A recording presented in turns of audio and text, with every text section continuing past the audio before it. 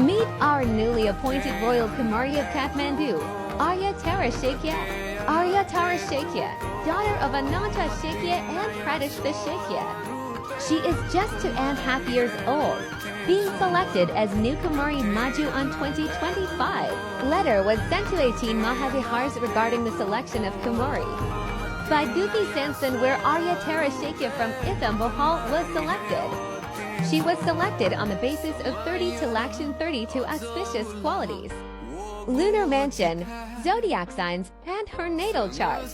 Selected by Chief Royal Priest, Achajao of Talaju, Royal Astrologers Joshi, and Guti Sansan on September 2025. She became Kumari after Tershna Shakya. Aaryatara Shakya sat on Kumari's throne on the 29th of September 2025 between 12 to 5 to 12:16 a.m. on auspicious time.